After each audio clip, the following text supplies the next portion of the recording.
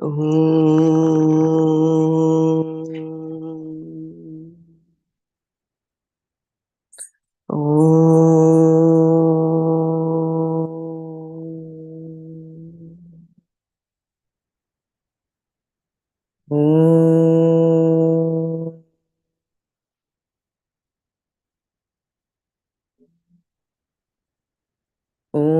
ब्रह्मानन्दं परमसुखदं केवलं ज्ञानमूर्तिं विश्वातीतं गगनसदृशं तत्त्वमस्यादिलक्ष्यम् एकं नित्यं विमलमचलं सर्वधी साक्षिभूतं भावातीतं त्रिगुणरहितं सद्गुरुं तं नमामि। श्रुतिस्मृतिपुराणानाम् आलयं करुणालयं नमामि भगवत्पादं शङ्करं लोकशङ्करं शङ्करं शङ्कराचार्यं केशवं बादरायणं सूत्रभाष्यकृतौ वन्दे भगवन्तौ पुनः पुनः सदाशिवसमारम्भां शङ्कराचार्यमध्यमाम् अस्मदाचार्यपर्यन्तां वन्दे गुरुपरम्पराम् वन्दे गुरुपरम्पराम्। ॐ सहना भवतु सहनौ भुनक्तु सह वीर्यङ्करवावहैः तेजस्विनावधीतमस्तु मा विद्विषावहै। ॐ शान्ति शान्ति शान्तिः। नारायणं नमस्कृत्य नरं चैव नरोत्तमं देवीं सरस्वतीं व्यासं ततो जयमुदीरयेत्। ॐ श्रीकृष्ण परमात्मने नमः। अथ श्रीमद्भगवद्गीता अष्टादशोऽध्यायः मोक्षसंन्यासयोगः। श्रीभगवानुवाच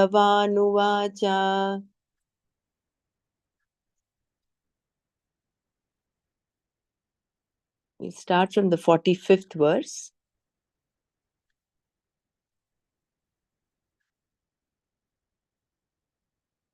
स्वे स्वे कर्मण्यभिरतः संसिद्धिं लभते नरः स्वकर्मनिरतः सिद्धिं यथा विन्दति तच्छृणु यतः प्रवृत्तिर्भूतानां येन सर्वमिदं ततं स्वकर्मणा तमभ्यर्च्य सिद्धिं विन्दति मानवः श्रेयान् स्वधर्मो विगुणः परधर्मात् स्वनुष्ठितात् स्वभावनियतं कर्म कुर्वन्नाप्नोति किल्बिषम् सहजं कर्म कौन्तेय सदोषमपि न त्यजेत् सर्वारम्भा हि दोषेण धूमेनाग्निरिवावृताः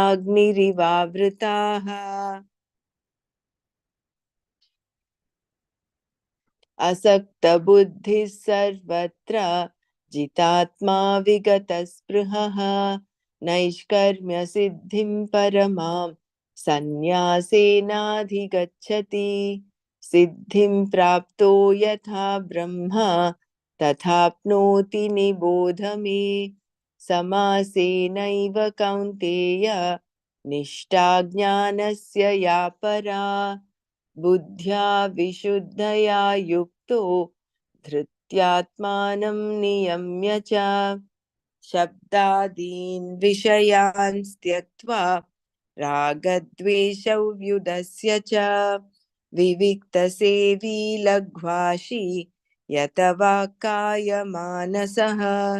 ध्यानयोगपरो नित्यं वैराग्यं समुपाश्रितः अहङ्कारं बलं दर्पं कामं क्रोधं परिग्रहं विमुच्य निर्ममः शान्तो ब्रह्म भूयाय कल्पते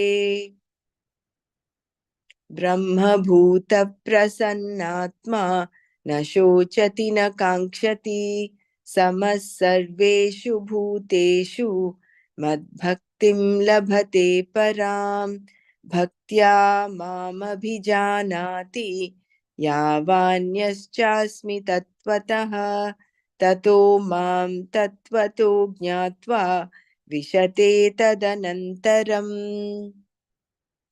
ॐ तत्सत्।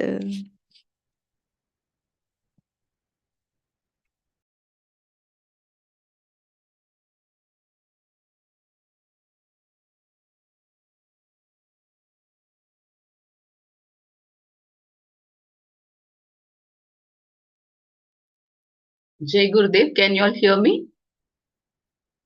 Yes, very nice. Yeah. Thank you. So, yesterday we saw all the pros and cons, no? All the objections to Atma and Anatma, and how Adi Shankara countered everything, and how we have to do this, get over this how we associate, or to what we associate this I with. So when we associate this I with Satchit Anandam Brahma, that is a correct association we should have. Then over a period of time with regular practice and all that vairagya, all that, then we will move towards this state of Brahman, and for which we need two qualifications. One is grace of the teacher and our own grace. So we have to feel that we are eligible for this wisdom. So he says that if you think it is a cause, that is also to be negated. So everything we have to go through negation, because there's no way of proving Brahman. Gurudev has also said many years ago, you can neither prove nor disprove God. So there's no way of proving. So all we have to do is go through negation. So with reference to consciousness, anything limited is negated. Anything inert is negated. If you think it is an effect, that is also negated. If you think it is a cause, that is also negated. If you think it is attached to something, it is negated. If you think it is located somewhere, that is also negated. And if you think it is time bound, that is also negated. Satyam Jnanam Anantam Brahma is Atma. So this is the only truth. So everything else we have to go through negation only. And when we arrive at this, there will be silence. And therefore, there is nothing more well known, nothing nearer, nothing better, nothing else present other than this Brahman.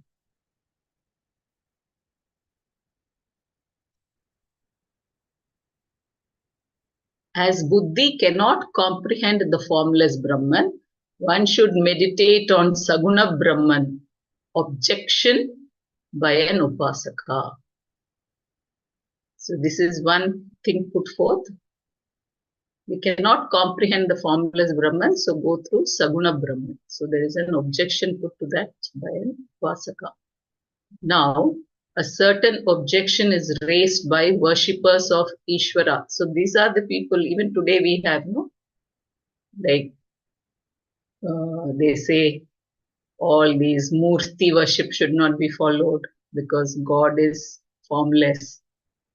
So that is their objection. Now, a certain objection is raised by worshippers of Ishvara who are committed to meditation on Brahman with form, Saguna Brahma Upasana.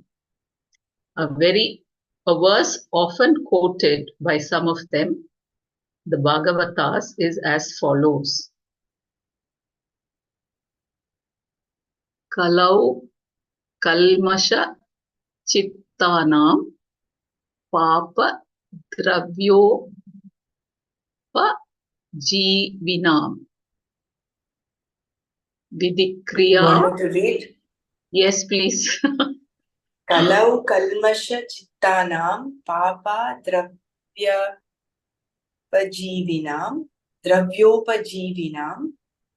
vidhikriya vihinanam harirnamaiva kevalam.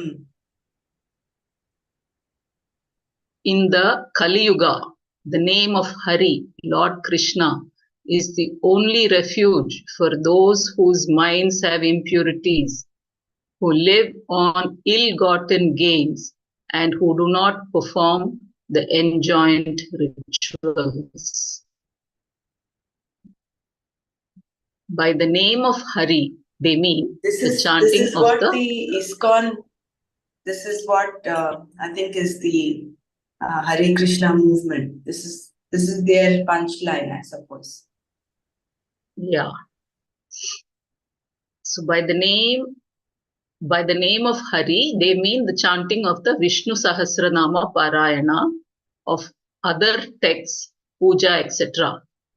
This is the only refuge in the Kali Yuga for those whose minds have the impurities of Punya Papa and likes and dislikes, Raga Dveshas. They have accumulated wealth and power, which is not always fairly earned, but often at the cost of someone. In other yugas, the means of purification was the karma enjoined by the Veda, Vidikriya. These daily fire rituals like Agnihotra are not being done now. So, what can people do to gain Antakarna Shuddhi?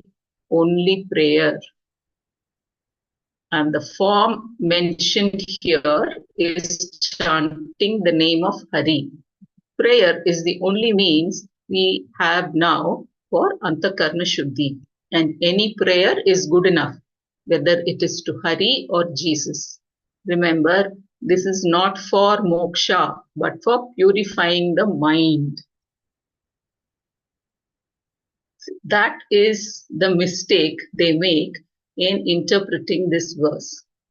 Their contention is that it is very difficult to meditate on the formless self, and therefore one should meditate on Saguna Brahma. This is the argument of modern Vedantis all over the world.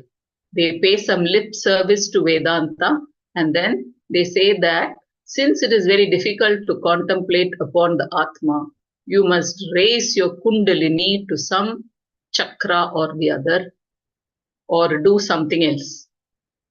There is no basis for this argument at all.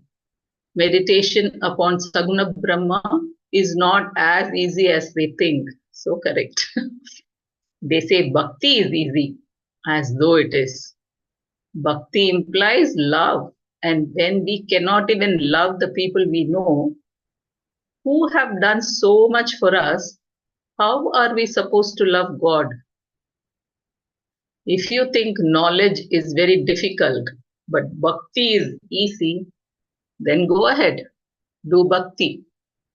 Do not talk about it. The question is, can you do bhakti? Bhakti is an attitude. Nobody does an attitude. Love is not an action. It is purely a noun. So Gurudev says, no, you are love. You are made up of love. Even though there is the verbal expression, I love you, what it means is that I have love for you. If love were an action, I could do it whenever I wanted, like clapping my hands or putting on a hat. But it is not like that. It is not something I can command at will. So correct. They say it is easy, but the truth is it is as easy or difficult as anything else. It all depends on where you are, what you are. Bhakti is not in any way inferior to what we are talking about, in the sense that we have to start with prayer or worship of Saguna Brahma in some form. Whether we sing in praise of God, or offer our prayers, or do an elaborate ritual every day, it is fine. We have to keep doing it. But if we try to make a philosophy out of it, that is a different thing. A devotee does not talk about bhakti, and the ones who talk about it are not devotees. So nice. A devotee does not talk about bhakti, and one who talks about it are not devotees. Such people are the propounders of meditation on Brahman with attributes. Saguna Brahma Upasakas. They are not committed to Saguna Brahma Upasana, but only to championing it. If Harikam, they, yeah, Sumaji, can you repeat this bhakti part again? This paragraph, yeah. But it is not like this. okay. But it is not like this. Okay, I'll read from here. If you think knowledge is very difficult, but bhakti is easy, then go ahead, do bhakti. Do not talk about it. The question is, can you do bhakti? Bhakti is an attitude. Nobody does an attitude. Correct. Love is not an action. It is purely a noun. Even though there is the real verbal expression, I love you, what it means is that I have love for you. If love were an action, I could do it whenever I wanted, like clapping my hands or putting on a hat. But it is not like that. It is not something I can command at will. They say it is easy, but the truth is, it is as easy or difficult as anything else. It all depends on where you are, what you are. So this is, that 3 questions we ask in basic course. Where are you? What are you? I'm reminded of that. So it all depends on where you are and what you are. Bhakti is not in any way inferior to what we are talking about, in the sense that we have to start with prayer or worship of Saguna Brahma in some form. So initially we start with this as bhakti. That's our understanding, and it's good. So bhakti, we start with prayer, worship, singing, Saguna Brahma Upasana, all that. From there we have to move on to this noun, bhakti as noun, as an attitude. This is all just doing, praying and worshipping and fire ritual. These are all doing. That is a way towards bhakti, but it is not bhakti. Not bhakti in the real sense. Whether we sing in praise of God or offer our prayers or do any elaborate ritual every day, it is fine. We have to keep doing that. But if we try to make a philosophy out of it, that is a different thing. A devotee does not talk about bhakti, and the ones who talk about it are not devotees. So even this praying and worshipping and ritual and all is the attitude with which we do. That is the bhakti, not the action. Action is essential, but the state of mind is more important. Such people are the propounders of meditation on Brahman with attributes, Saguna Brahma Upasakas. They are not committed to Saguna Brahma Upasana, but only to championing it. So beautiful, the difference, Upasakas and Upasana. So fine. Though the action looks the same, but there's a vast difference between an Upasaka and Upasana.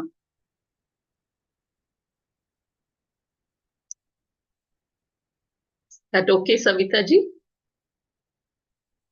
Yeah, thank you so much.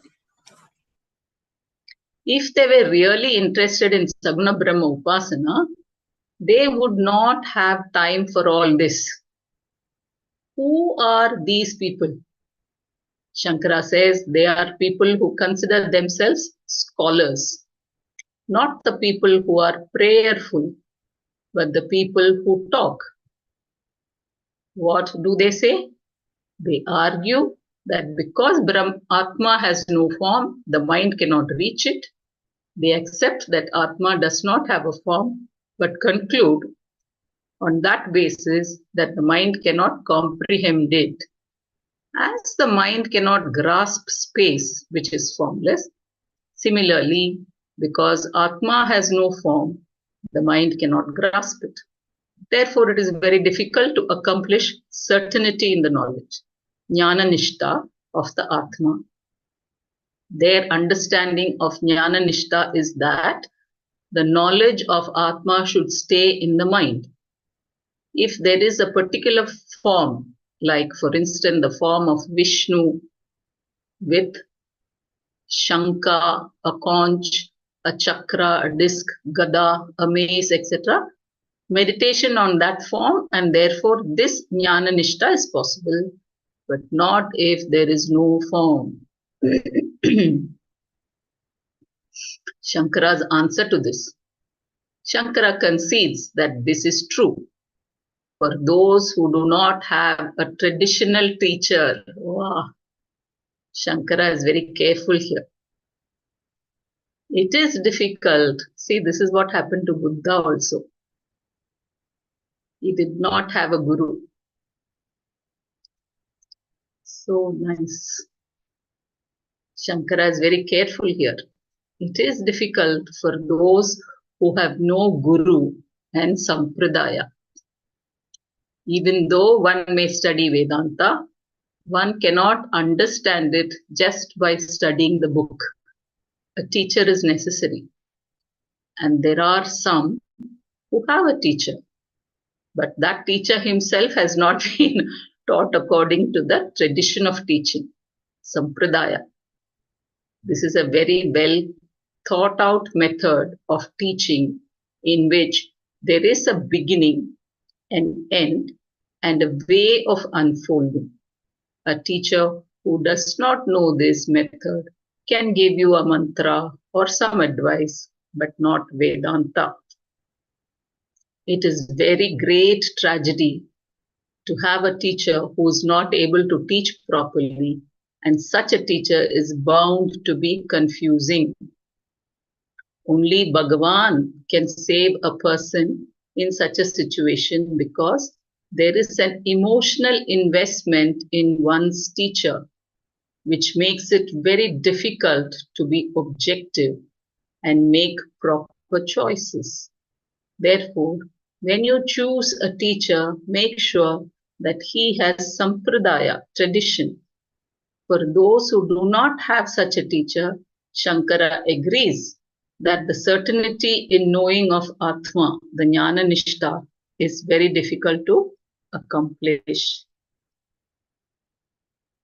It is also difficult for those with no preparation or have not done proper Shravana, Manana and Nididhyasana. Then having the right teacher alone is not enough. You must listen to him unfold Vedanta.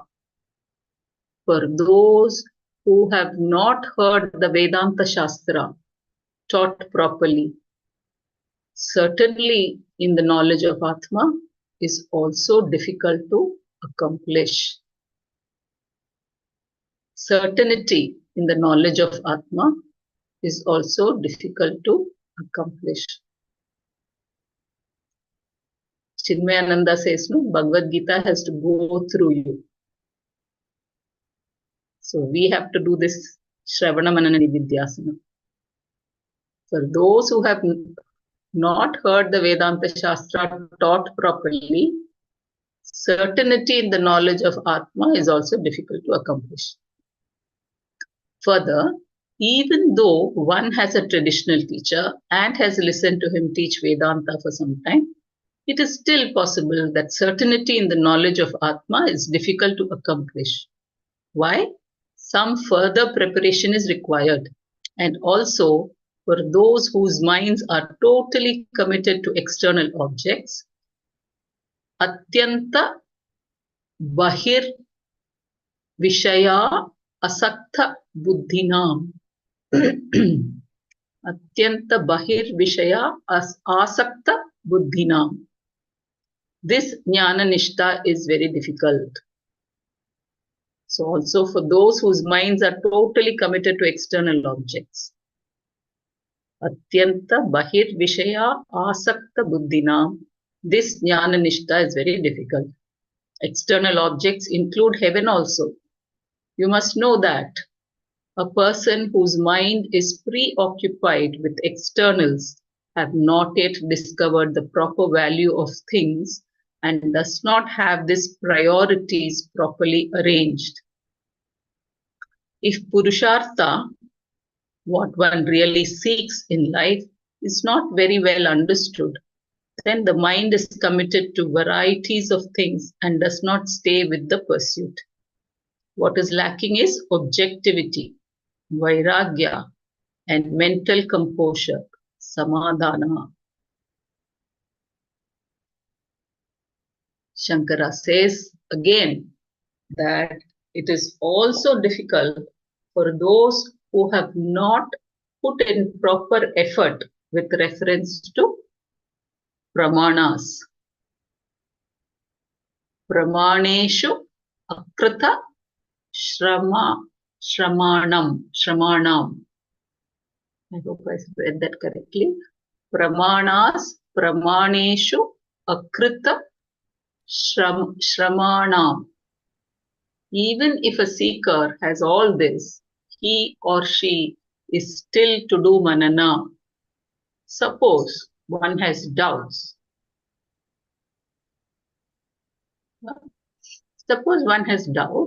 Which is possible because here the whole thing is in the form of knowing. Knowledge has to be free from doubts. And to free it from doubts, one requires manana. For that, proper effort has to be made with reference to various pramanas like perception, inference, etc. You may have a doubt on the basis of experience or logic, and you must analyze what exactly created that doubt. What is the logic of the argument or the data on the basis of which the doubt occurred? That has to be analyzed. Otherwise, everything will seem all right, which means nothing is all right.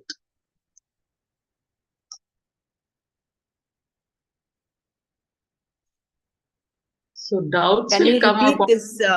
Can you repeat this Yeah. paragraph? Yeah. Shankara says again that it is also difficult for those who have not put in proper effort with reference to pramanas. Pramaneshu akrita Sorry, shramana. Sumaji, can you read? Sorry, can you read the previous para as well? Yeah. It is also difficult for those with no preparation or have not done proper Shravana Manana Nididhyasana. Then having the right teacher alone is not enough. You must listen to him unfold Vedanta. So this thing has to unfold in us. For those who have not heard the Vedanta Shastra taught properly, certainty in the knowledge of Atma is also difficult to accomplish. Further, even though one has a traditional teacher and has listened to him teach Vedanta for some time, it is still possible that certainty in the knowledge of Atma is difficult to accomplish. Why? Some further preparation is required. So this is our self-effort. Somewhere Gurudev has said, 25% is listening, 25% is manana, 25% is nididhyasana and 25% is grace. So all that has to come. Some further preparation required, and also for those whose minds are totally committed to external objects. Atyanta bahirvishaya asakta buddhina. Asakta buddhina. This jnana nishta is very difficult. External objects include heaven also. You must know that a person whose mind is preoccupied with externals has not yet discovered the proper value of things and does not have his priorities properly arranged. If purushartha, what one really seeks in life, is not very well understood, then the mind is committed to varieties of things and does not stay with the pursuit. What is lacking is objectivity, vairagya, and mental composure, samadhan.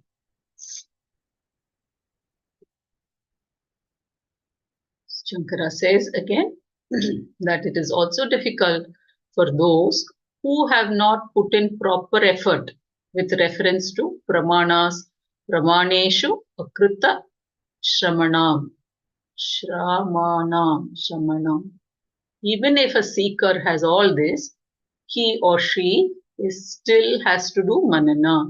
Suppose one has doubts, which is possible because here the whole thing is in the form of knowing.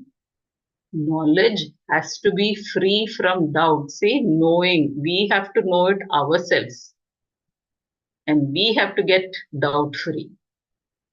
Knowledge has to be free from doubts. And to free it from doubts, one requires manana. For that, proper effort has to be made with reference to various pramanas. So nice. Oh my God, this religion is so nice. This way, Vedanta is so nice. They just don't say accept what I'm saying. You read it, understand it, clear your own doubts. Then you become established. For that, proper effort has to be made with reference to various pramanas, like perception. Yeah, but when someone has not gone through that means proper position, he has not acquired to know this all and has not come to conclusion, then this is not for him. If he has done the sadhan chatushta and whatever yama niyama, whatever he has gone through that efforts previously, it is easy for them to understand this. It is what said in the Correct. previous, yeah. That is why it is first so essential to start with that practices. Then the mind matures and is ready to listen to Vedanta, all the pramanas, and go through the doubts, but still keep at it, not let go and say it's difficult and go back to the world. So nice. For that, proper effort has to be made with reference to various pramanas like perception, inference, etc. You may have a doubt on the basis of experience or logic, and you must analyze what exactly created that doubt. So correct. What is the logic of the argument or the data on the basis of which the doubt occurred? That has to be analyzed. This is what is called swadhyaya. Otherwise, everything will seem all right, which means that nothing is all right. Nothing is all right. Very nice. Rishi Nidya Pragya's Swadhyaya series you must watch on YouTube. It's very nice. How to do this Swadhyaya and get your doubts cleared in terms of understanding how your own mind works. It's very nice. He has What written a does he book say? called, He says we have put the filters, no? We should yeah, put the filters. yeah, correct. Observe, filter, and surrender. That's what he says. Those talks are in Hindi, but very nice. It's available on YouTube. I like his Swadhyaya so much. In fact, I understood what Swadhyaya only after listening to his videos. Can you share the link? Yeah, I'll share it in the group. Thank you. So, clarity in this knowledge is also difficult to accomplish for those who are not equipped to do this kind of analysis. Who are not equipped. This is what Sarlaji said, no? First, we have to do all that sadhana part. Then only we get equipped to understand even what all these Vedanta is saying. Even to read that book, Gurudev has also said, no? To somebody who has not meditated cannot touch Ashtavakra. He said, cannot touch this book. So he was very vehement when he said that. Because they can form a concept of Ashtavakra's knowledge and in their own mind and think they know it. So clarity in this knowledge is also difficult to accomplish for those who are not equipped to do this kind of analysis. So correct. If what Vedanta says is true, then every argument that is given against Vedanta must be fallacious. And the fallacy of the argument has to be seen. Ah, so nice. Just doesn't allow us to accept anything without experiencing it. Therefore, there cannot be any accommodation at all in this, correct? There cannot be any accommodation at all in this. Any conclusion that is different from what Vedanta says is not just different, it is contradictory. Vedanta says that you are Brahman. An opinion other than that is going to be just the opposite, for Brahman is limitless, and what is not Brahman is limited.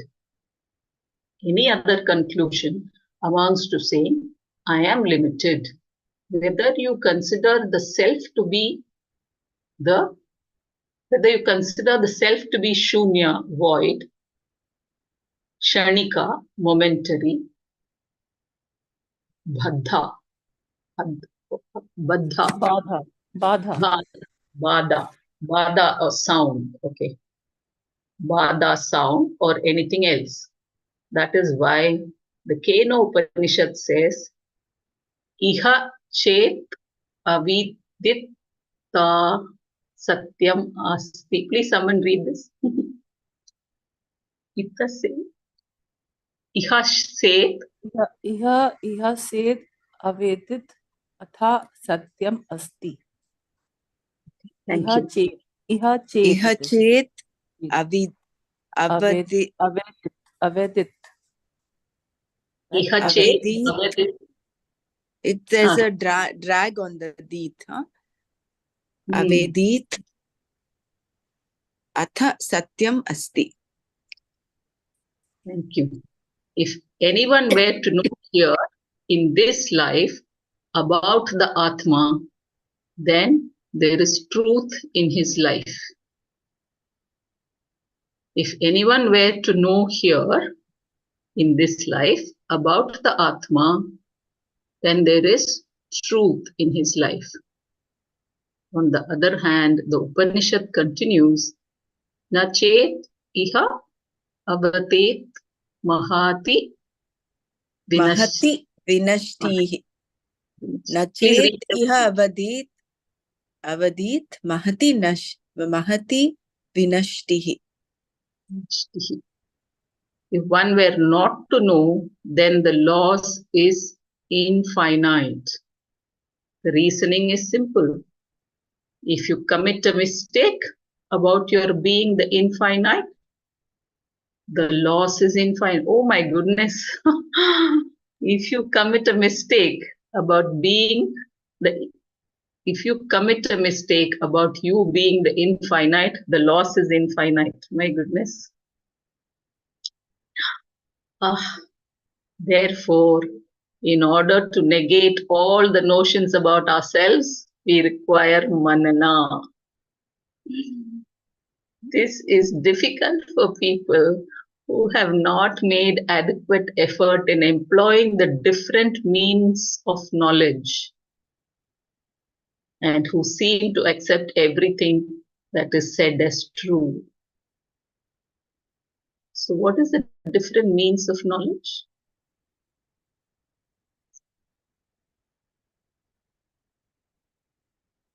The Shastra Pramana, no?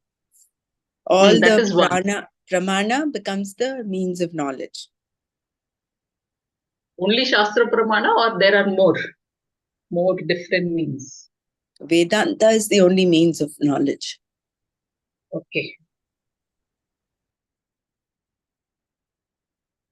So whatever is said in the Vedanta Shastra, not just the cognition, but also the practical things also we have to do. For this, anyone wants this to be repeated? It's so nice. Yes, please do. Yeah. So clarity in this knowledge is also difficult to accomplish for those who are not equipped to do this kind of analysis. If what Vedanta says is true, then every argument that is given against Vedanta must be fallacious, and the fallacy of the argument has to be seen. There cannot be any accommodation at all in this. Any conclusion that is different from what Vedanta says is not just different, it is contradictory. Vedanta says that you're Brahman. An opinion other than that is going to be just the opposite, for Brahman is limitless. And if you're not Brahman, and what is not Brahman is limited. Any other conclusion amounts to saying, I am limited. Whether you consider the self to be shunya, void, shanika, momentary, bhada, sound, or anything else. That is why the Keno Baddha Upanishad. and bound. Baddha and bound. Oh, Baddha. Okay, Baddha and bound. Sorry. Thank you. So if we think we are not Brahman, then we are all this. We are Shanika, void, bound, momentary, all that. That is why the Keno Upanishad says, Iha chet avetit atha satyamasti. If anyone were to know here in this life about the Atma, then there is truth in his life. On the other hand, the Upanishad continues, Nachet iha avedit mahati vinashtihi. If one were not to know, then the loss is infinite. The reasoning is simple. If you commit a mistake about your being the infinite, the loss is infinite. Therefore, in order to negate all the notions about ourselves, we require manana. Can you read the previous line again? Yeah. If you commit mistake about. The reasoning is simple. If you commit a mistake about your being the infinite. So if you understand that you are not the infinite, then which means you consider yourself limited. That's what it says. No, everything is contrary, opposite. Then if we consider ourselves limited, then the loss for us is infinite. Getting it? If you commit a mistake about your being the infinite, the loss is infinite. Therefore, in order to negate all the notion about ourselves, we require manana. This is difficult for people who have not made adequate effort in employing the different means of knowledge.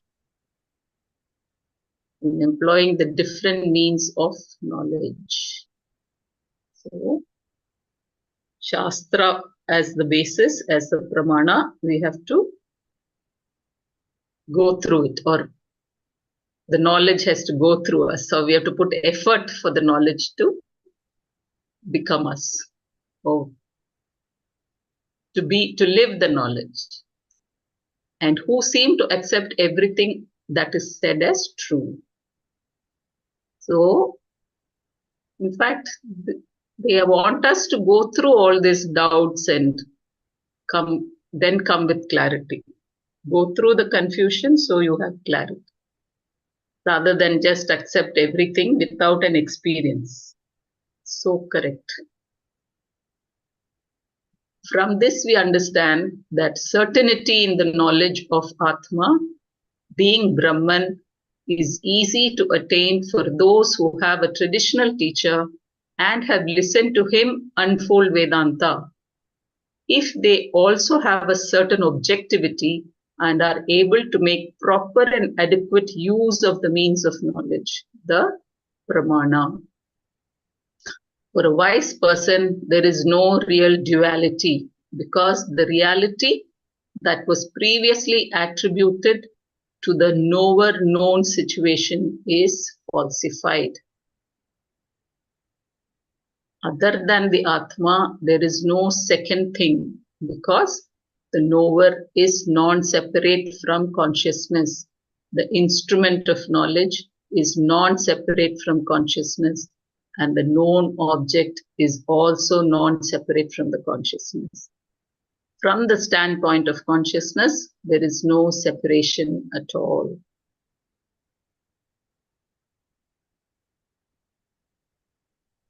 So nice. So we must know we are the truth without any doubt, for which all this Manana, going through the confusion to clarity, is essential on this journey, on this path. And we need this support, this Sangha, to stay on the path. So nice, so grateful to all of you and this opportunity.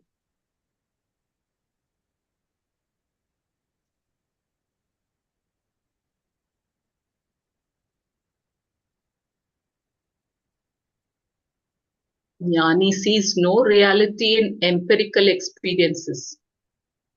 He will still have all the peripheral experiences, but they now have no reality for him. In his vision, there is nothing other than Atma. This has been shown all over the Gita.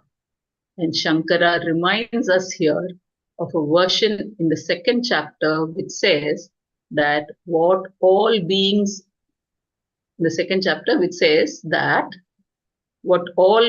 are awake to, the wise man sees as night. Yasyam jakriti bhutani sa nisha pashyato muneha. Did I read it correctly? Jakriti Sanisha pashyato munehe. Yasyam jagrati bhutani sanisha pashyato munehe. Thank you. In other words, for those people who have a proper teacher and who can really analyze the Shastra properly, the meaning of the Shastra is like daylight. Just as you do not need to consult anyone about whether the sun is out or not, because it is so very evident. So too, for these people, the self-revealing self is as clear as daylight. For others who do not have these qualifications, it is like night.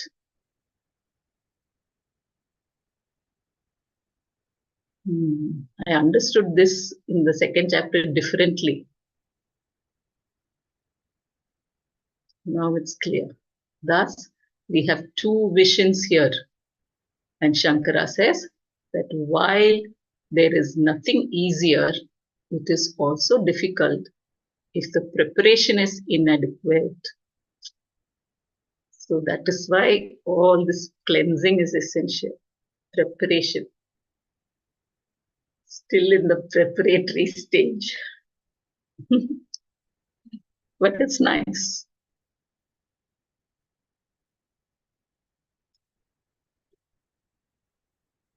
I'll just read this part. This has been shown all over the Gita, and Shankara reminds us here of a verse in the second chapter which says that what all beings are awake to, the wise man sees as night.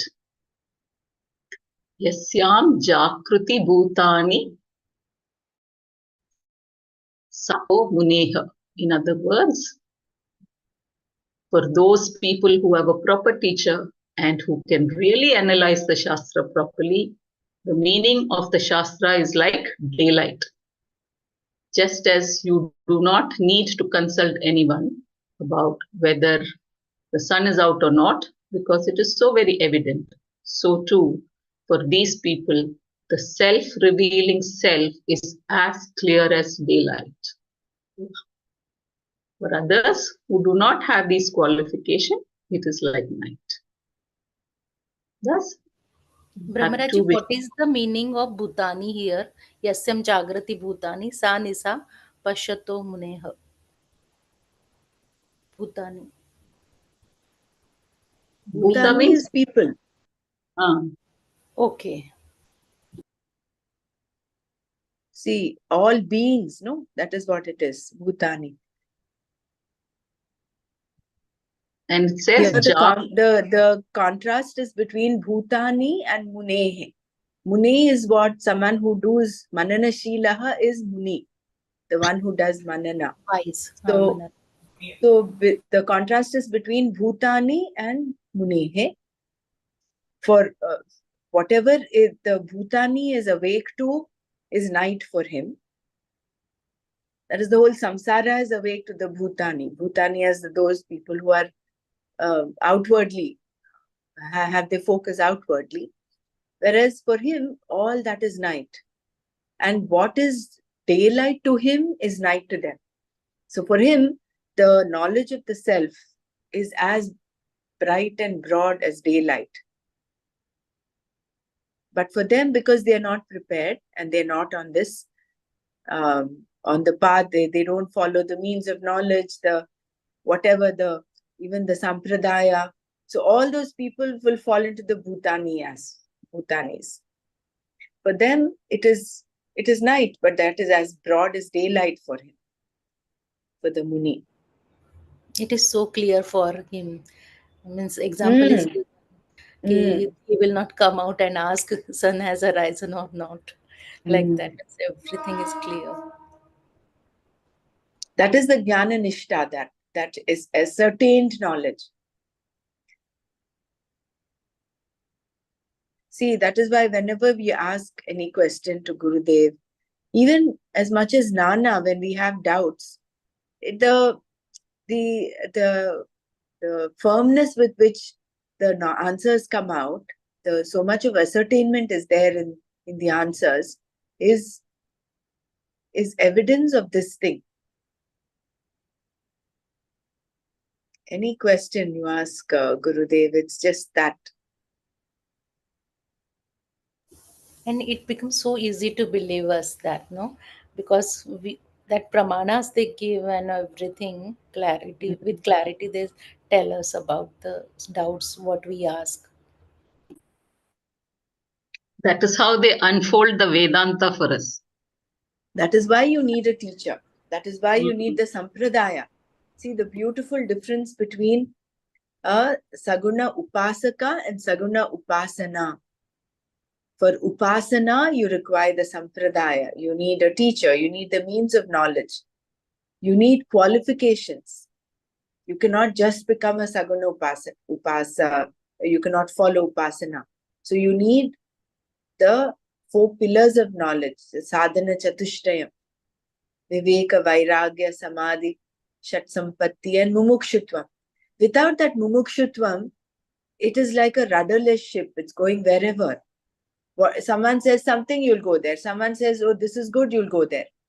So that vyavasayatmika buddhi, that one-pointedness in our approach will come once you yoke your purushartha to to moksha. Otherwise, all this becomes meaningless. I mean, it's only a pass of time. You can just, it's like pastime. I have to do something, so I'm going to do this. Rather than that, what is our focus? What is our goal? What is our ultimate purushartha? So once that moksha purushartha is clear in our mind, then with that vyavasayatmika buddhi, that single pointed commitment, then that possibility of not making the whole life a mistake, an infinite mistake, infinite loss will come down. Will at least go somewhere closer to the goal. Just imagine, it's an infinite loss. How sad is it if you live your whole life, this human birth that is so precious, that you get after so many janmas, after the punya that you accrue after so many janmas, 84 lakh, I think, right? Savita ji, correct me, 84,000 or 84 lakh janmas you get this human life. 84 lakhs. 84 lakhs, yeah. And then having known that this is important, if we are not able to, fritter away, remove all, weed out things which are not essential, how are we spending our whole day? Doing what? What is our underlying purushartha? Which is why even China said, if you put moksha as bottom of the list, forget about it. It has to be the top priority. It has to be on the top. Everything else comes second to it. Then it is so easy to follow the 5 knowledge points we learn in the happiness course. But if you keep moksha somewhere in the bottom and say, okay, when I have time, I will do this. Actually, moksha is, I was just reminded of that beautiful composition that Dr. Sharika so beautifully sings. It's Gurudev's composition. He says, you are the traveler, you are the traveled, and you are also the destination. मैं हूँ मंजिल, मैं हूँ सफर भी. Yes. Thank you. मैं हूँ मंजिल, मैं हूँ सफर भी, मैं हूँ even that Rahi is a traveler, right? Yes. मैं ही मुसाफिर हूँ. Musafir, yeah, musafir हूँ. मैं ही मुसाफिर हूँ. I'm everything. So the whole journey itself is so beautiful. मैं हूँ राधा, मैं हूँ यशोदा, मैं ही Krishna Kanhai. Actually, after having Guru, it is a tragedy if you can't go closer to it. And he said, okay, mumukshatva is the priority, but having a Guru who solves your doubts on this path. So, getting a clarity again. But at the same time, having known this, rather than be feverish about it, we need to have infinite patience. And that patience will come when we have that dhrida, the faith. Faith becomes so strong. Yes, I will reach someday, sometime, it will happen. So with that faith, that craving will stop. Otherwise, we have that feverishness. Guruji said Shraddha and Vishranti. Yes.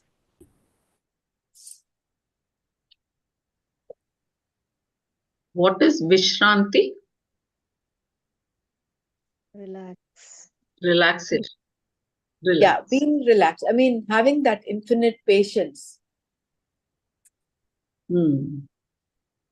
isn't it? Otherwise, in the mind, when you get to hear these things of, oh, it's an infinite loss, there's somewhere there is that restlessness, that, with that element of feverishness that can creep in there. That it's also there only in people who have some preparedness. Otherwise, they just reject it as all some made up story.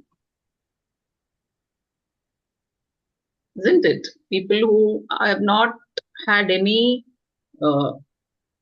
sadhana or meditation or any such activity in their life, they will think all this is somebody's, like how they say, what story is that?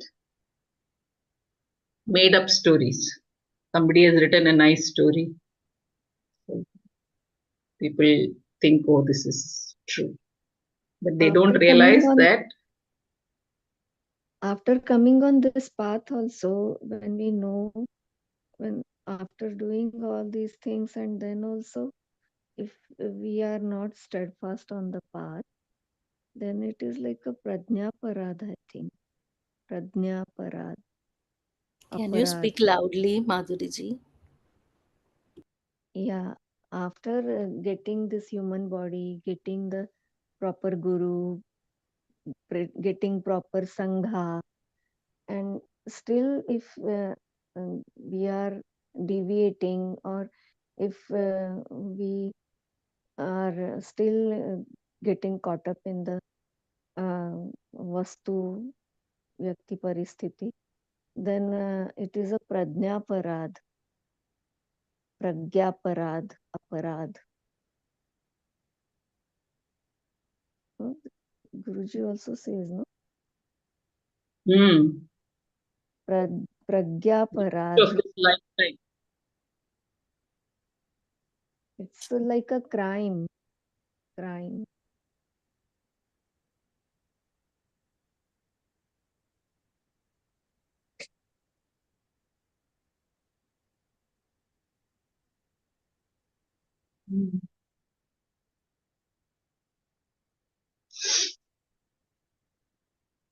And after some time, I think we need to, I mean, of course, this is a very courageous path to walk on. So we must have that unshaking faith to walk this path. Quite easy to fall off because of fear or any other reason. There may not be any solution to the pragya aparad. I think only the grace or the what guru's kataksha means, only if we are eh, means liable to get relief from that aparad, only then we can continue on this path again. I That's why Gurudev says, don't get off the cart. You stay in the cart, I am pulling it. So that we have he says, to, no, you may go 4 5 steps back, but not totally 10 step backs. So yeah. you be there. Mm.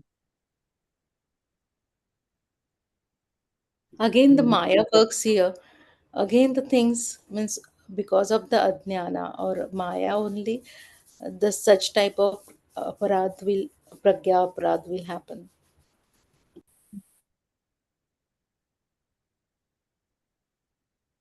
Gurudev says, no, when you take one step towards the divine takes 10 steps towards you. But if you go one step back, the divine waits where you left. But it is for you, the loss is 10 times more because God has taken 10 steps more than you. And imagine God's steps. So the loss is always Infinite. infinite. Yeah. Oh my goodness. So, one hand it is scary, and the other hand it is so attractive also. But Yes. Krishna, once What you're is on that the like? path, everything. There is no way of, there is only evolution. That is what Yeah. he gives. He gives the surety to Arjuna. He says, Shrinam Shrimatam Gehe Yoga Bhrashto Bijayate. So a Yoga Bhrashta, the one who dies while on this path but does not attain moksha, what happens to him is Arjuna's question. Krishna says, he will be born. Nothing of what the sadhana or the effort he's put in will go waste. He will be born in a conducive family so that he can pick up the threads from wherever he's left and he'll continue his progress. So we've been given that surety. So what do we have to fear? Nothing. We just have to be steadfast, committed. That dhriti, that sattvika dhriti is so important. And The fear is with that about faith, small things. huh? The fear is about small things. Yeah. What See, will happen? when you know from the Shastras telling you, you are that one, you are the one, why fear? Which is why even Gurudev says, you are much bigger than what you think you are. You are bigger than your problems. You're bigger than the situations, people, the challenges you face. You're much bigger than all of that. And when it's coming from the Guru, with that faith in the Guru's words, in the Shastra Pramana, that should be enough for us to dilute the fear and anxiety that we might have. And then the fear again is only when there are two. Bhayam comes when there is another. So when you know there is only one, and when you're, that is why the Sampradaya is so important, the Advaita Sampradaya is so important. There are so many other Sampradayas, but Vedanta talks only of Advaita. Otherwise, you will think, oh, what the Vishishta Advaita says is also true. What the Advaitins is saying is also true. Which is why Swamiji says, everything seems all right. That means nothing is all right. So you should be able to, in your mind's eye, with the vichara that you, with the basis of the Vedanta that we study, we should be able to make out a distinction and say, okay, this is not true. This is contradicting Vedanta. That amount of clarity, mental clarity needs to dawn on us. So you know when someone is talking of just the Saguna Brahma Upasakas, we should be able to see the fallacy in what is being proposed.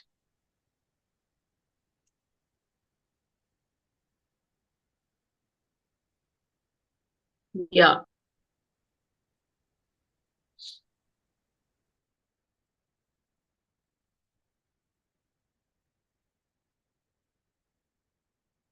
And for that, if you remember, we have the 4 different, the grace, which is the grace of the Shastra. Shastra. Yes. Guru, Shastra, self, and Yourself and Devata, Guru. no, there's a 4th one.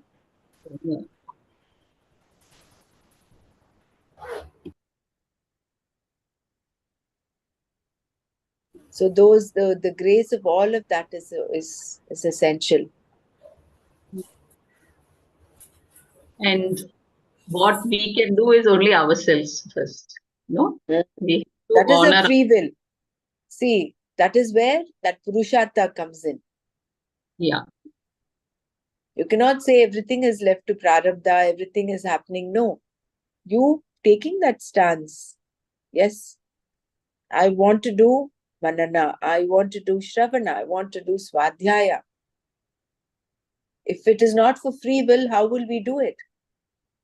Deep down, it might seem like, okay, all this is already preordained. But there is that element where you have a say on your senses, you have a say on your mind, and you say, no, I'm not going to watch a movie, I will read this. So that requires that element of free will.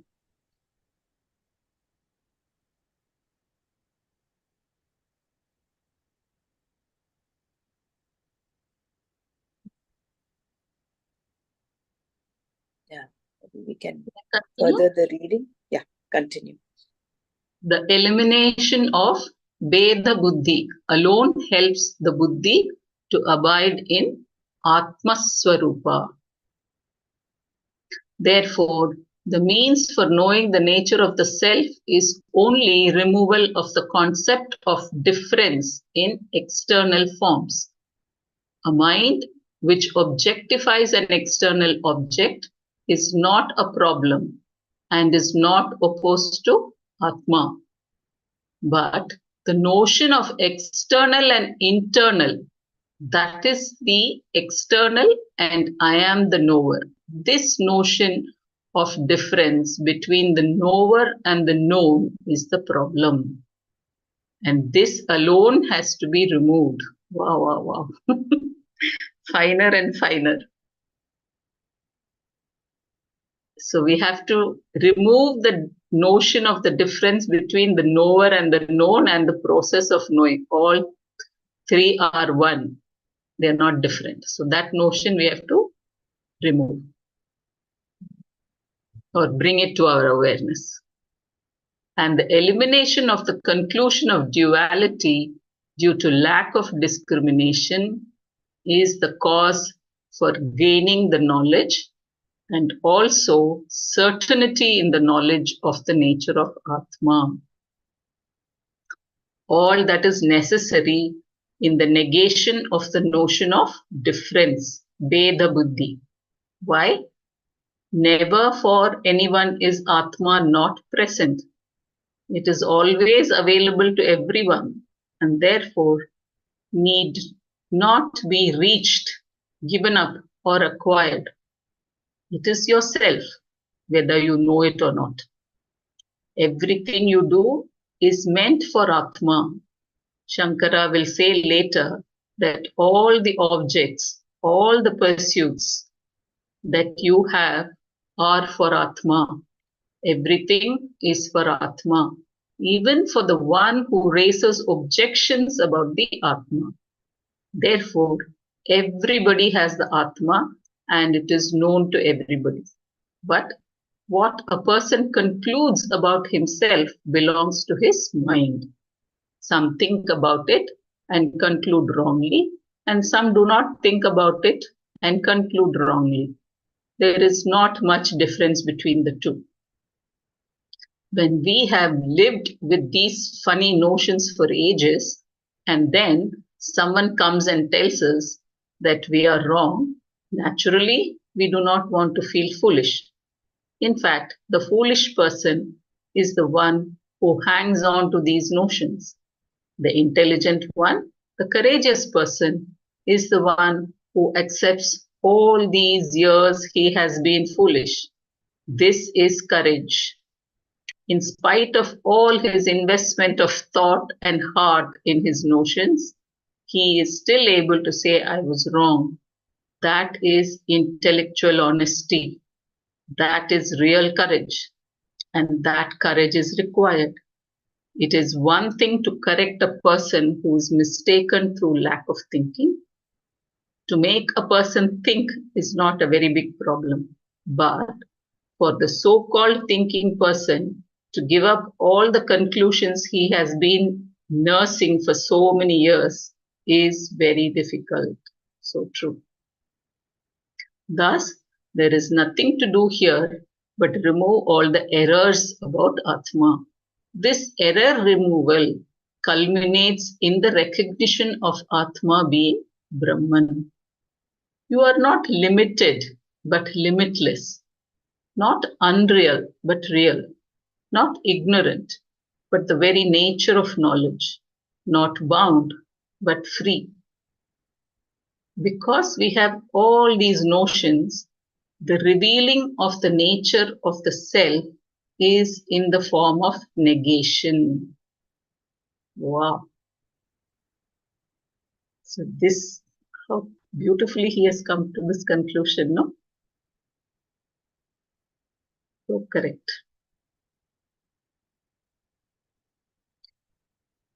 Reasons to show that Atma is always present. Can you please read the last Sarah does, there is nothing to do here. Ah. This, yeah. This one, thus there is nothing to do here but remove all the errors about the Atma. This error removal culminates in the recognition of Atma being Brahman. You are not limited but limitless, not unreal but real, not ignorant but the very nature of knowledge, not bound but free.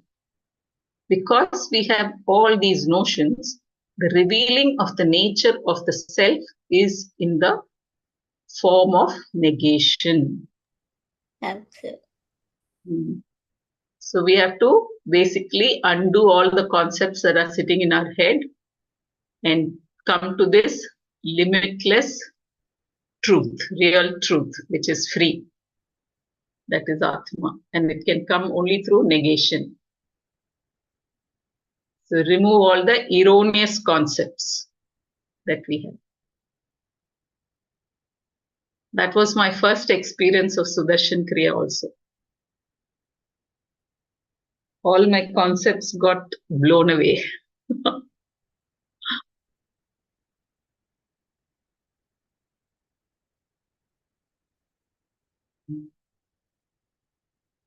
Reasons to show that Atma is always prasiddha.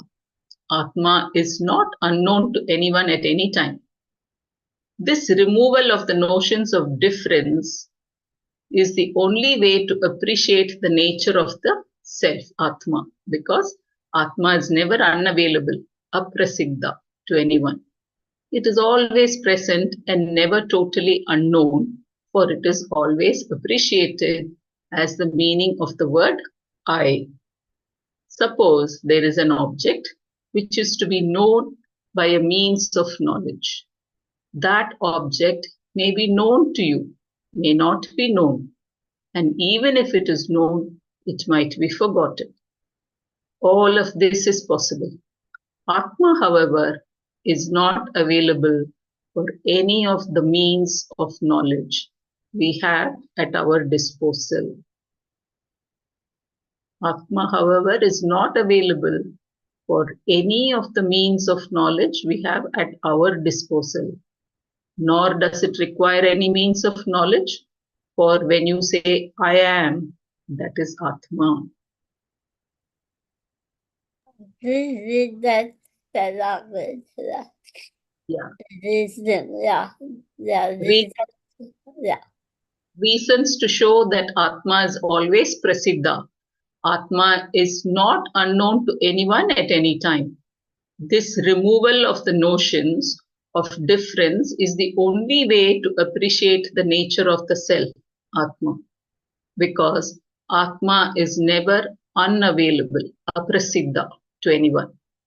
It is always present and never totally unknown, for it is always appreciated as the meaning of the word I.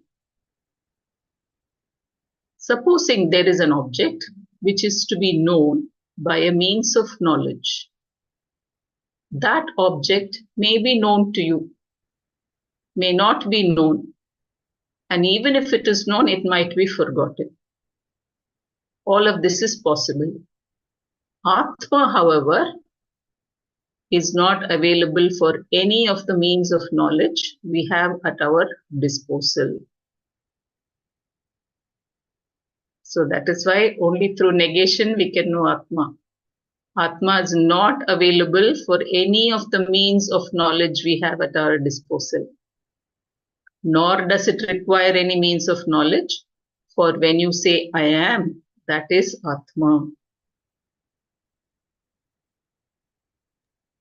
So nice. Yeah. Atma is to be neither accomplished nor given up. So the reason, sorry, Yeah.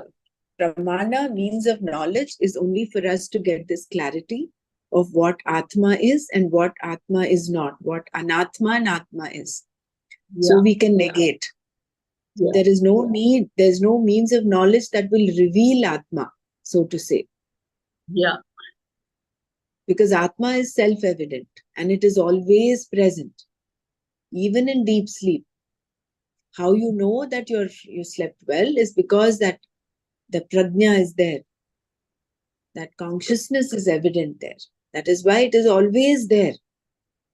That is the only truth. It's just that we falsely identify the I with so many other things that we do not the error in our interpretation of what we are is what makes us bound. So Atma is self-evident and it is always present. It is the only thing which is real. Which is why the example given there in contrast is about any object that you do not know. You get to know about it. You might know it correctly, not correctly, and then you might even forget about it. But Atma is not an object, number one. Atma is you and it is there with you. Just like how not sure whether this example is right, but the shadow is always with the person. There is no, I'm not likening the Atma to the shadow, but then it is inseparable from your existence. It is you.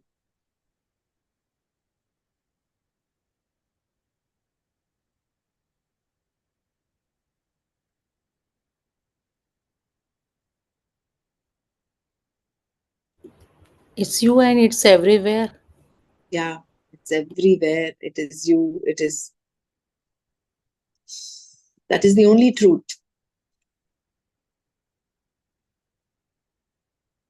The only truth that does not change. And that is what truth is. Truth is something that does not change with time, with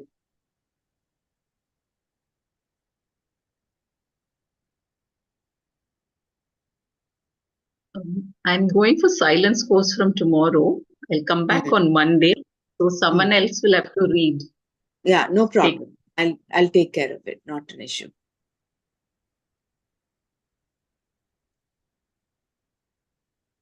You have a wonderful course. Thank you. Today we have another 7 minutes. You will want to read a little more for 2 minutes, unless someone wants to share anything. Yeah, Then I just wanted to say one, Yeah. like on what we are discussing here, we already read on page number 317, that paragraph under the heading of Buddhists say Buddhi Vritti is Atma because it reflects consciousness. So in the end, Shankara describes how, like what we just read, it is summarized in a one paragraph very nicely. So if you can read this only one paragraph, it would just Is it get the things clear. Yeah, 317. Therefore, Shankara says. okay? 317. Yeah.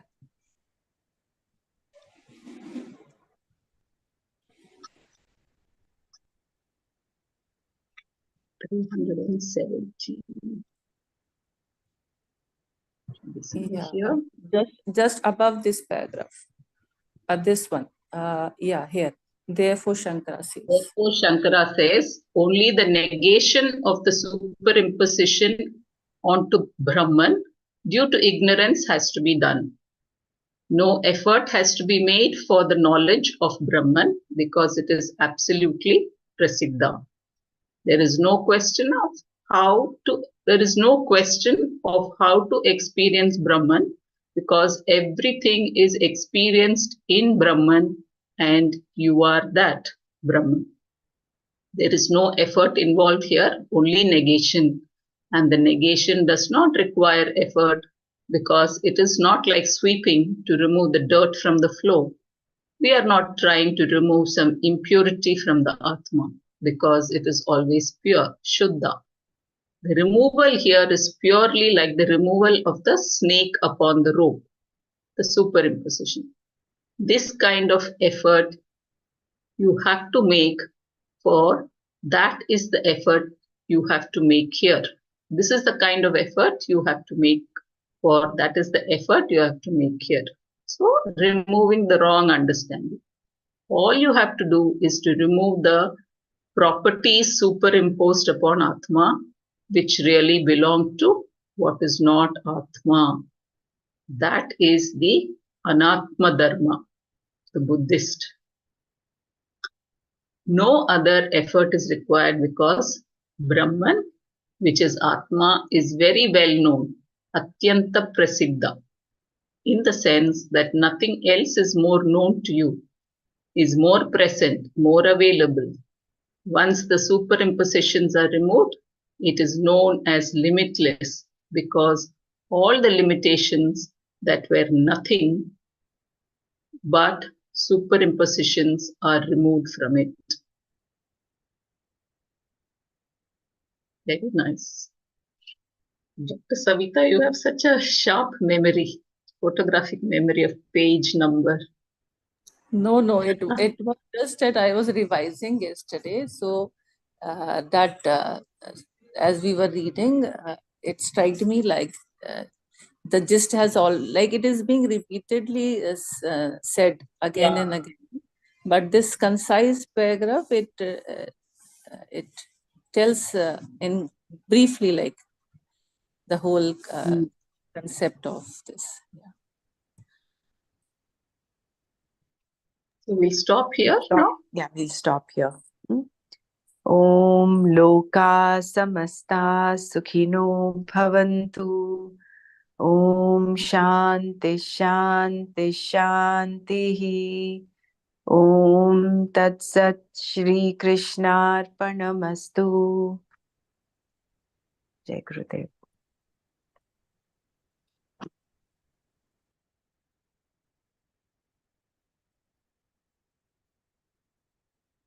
I'll play Maya Panchakam or Nirvana Shatakam. What do you want? Either way is fine. Either one is fine.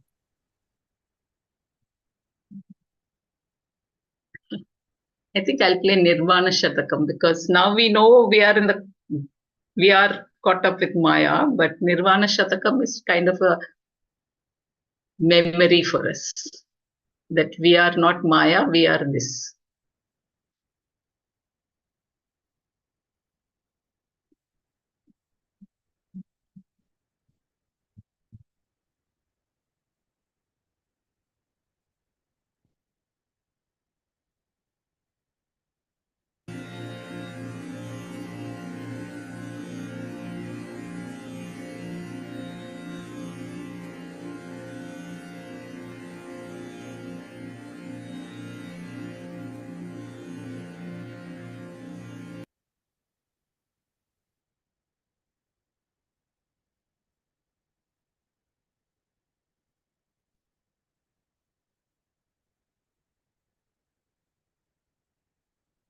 Wow, I just built the most amazing workflow on Monday.com. You build your own workflow? Why? There are a bunch of amazing pre-made templates you can just choose from. Nah, I'm a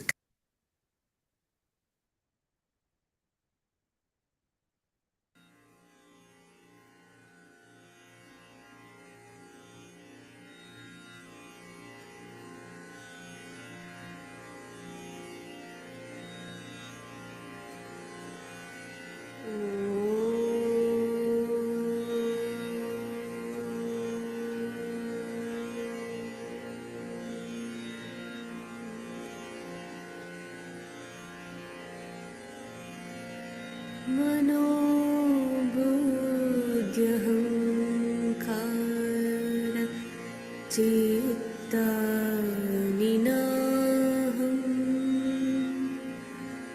न च श्रोत्रजिह्वे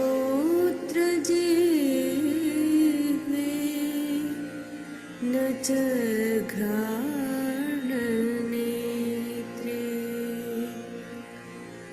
न च व्योमभूमिर्न तेजो न वायु चिदानन्दरूपा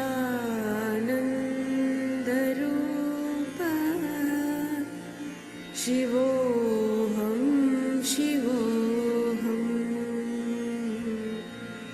चिदानन्दरूपा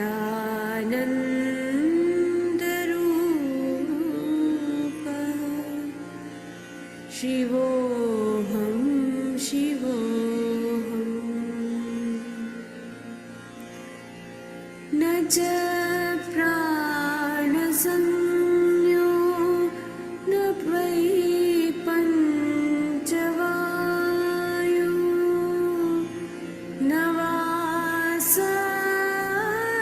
सप्तधातु न वा पञ्चकोश न वाक्पाणिपादं न चोपस्तपायु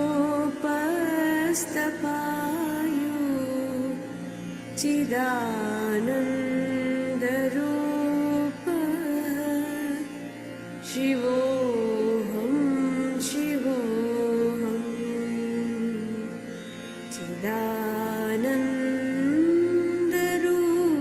चिदानन्दरूपः शिवोऽहं शिवोऽहम् न मे द्वेषरागो न मे लोभमोहो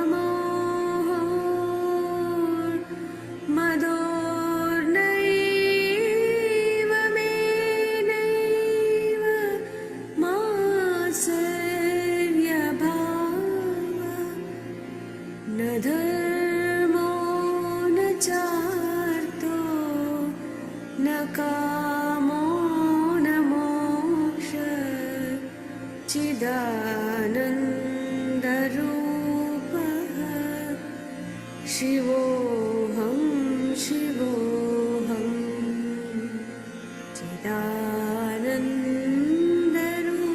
चिदानन्दरूपः शिवोऽहं शिवोऽहम् न पुण्यं न पापं न सौख्यं न दुःखं न मन्त्रो न तीर्थं न वेदा न यज्ञः अहं भोजनं नैव भोज्यं न भोक्ता चिदानन्दरूपः शिवोऽहं शिवोऽहम्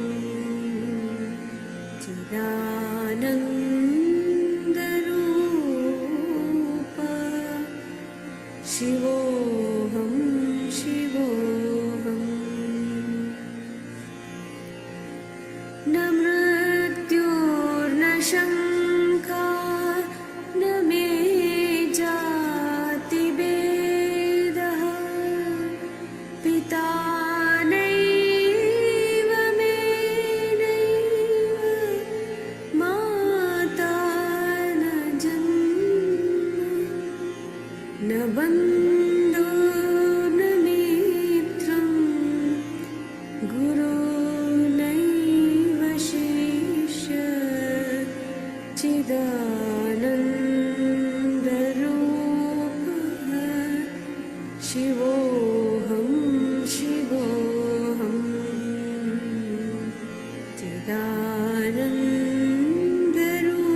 चिदानन्दरूपः शिवोऽहं शिवोऽहम् अहं निर्विकल्पो निराकाररूपो विभूत्वाच्च सर्वत्र सर्वेन्द्रियाणां न च सङ्गतं नैव मुक्तिर्न मेया चिदानन्दरूपः शिवोऽहं शिवोऽहम्